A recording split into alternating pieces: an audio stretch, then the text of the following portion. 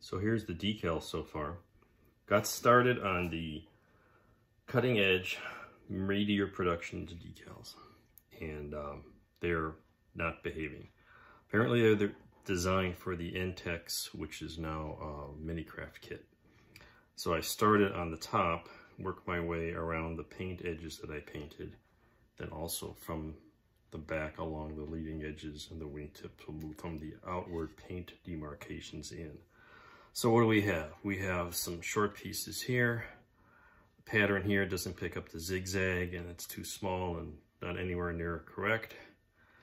The decals disintegrate when you put them in water, even with pieces of, with an overcoat of either liquid decal film, which helps some, or a spray coat of the microscale or tester's decal bonder.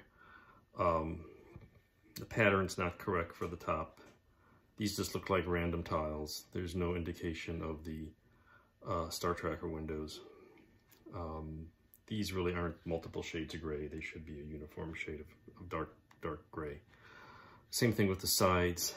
I did put a real space hatch here because this don't come with a hatch decal, so it doesn't quite match, but it'll have to do. It's just going to be a struggle, and that's what we've got. It's going to be a struggle, but it's we'll deal with it. We'll patch it together, and here we are so far. Well, after a bit more work, well, actually a lot more work, we've got half of the top surface decals finished.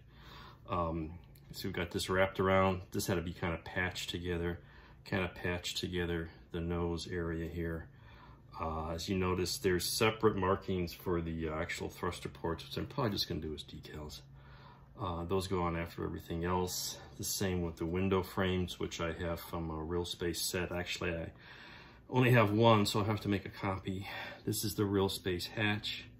And we got the top white tiles. They don't fit exactly. You know, you can see here, they should go all the way back to the Elevon covers, which is just a chunk of black decal film. And this black decal film I have, most decals, solid color decals, are really brittle. And so I get ragged edges when I try to just cut with a knife or even scissors. So I have to touch that up with a little paint. But I got those on. My paint job will cover the ragged edge here. They don't really, they provide a strip of tiles, much like these, for the trailing edges. I'm just gonna leave them solid. Frankly, this is not that realistic. This multiple shades of gray, it doesn't really look like that.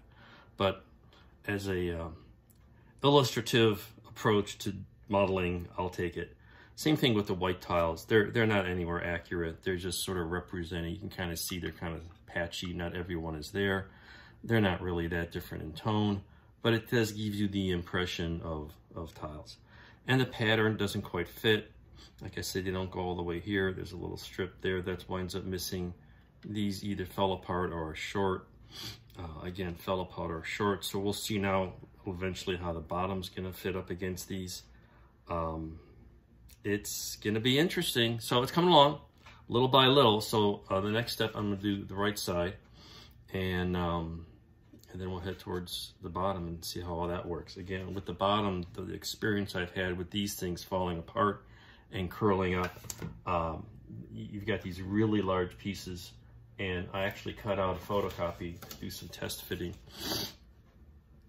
And I'm gonna cut this into sections. Just no way I'm gonna try to put this on in one piece. It's just gonna be a disaster. So that'll be fun.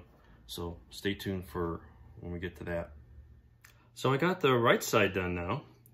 Looks pretty much like the left side. And I also patched up some of the gaps in this row of tiles at the leading edge.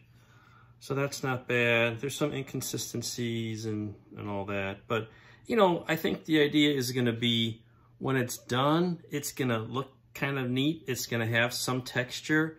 The tile patterns may not be exactly 100% accurate. But it'll be interesting. It'll be visually more interesting than just pure white and black and gray.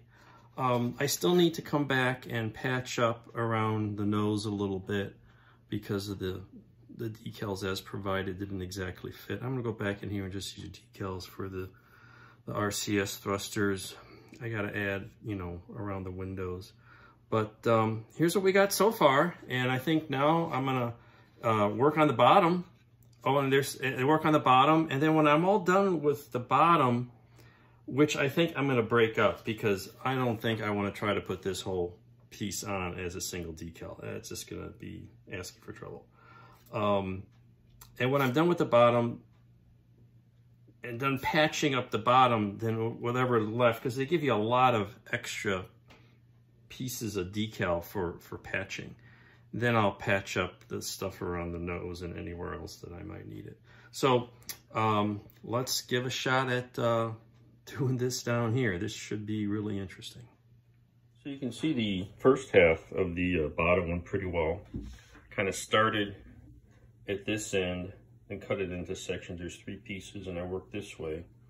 And I work from the nose, from the cap, and aligned it with the notch here. And there's about 3 pieces there. So I'll be able to fill that with some spare tiles, hopefully.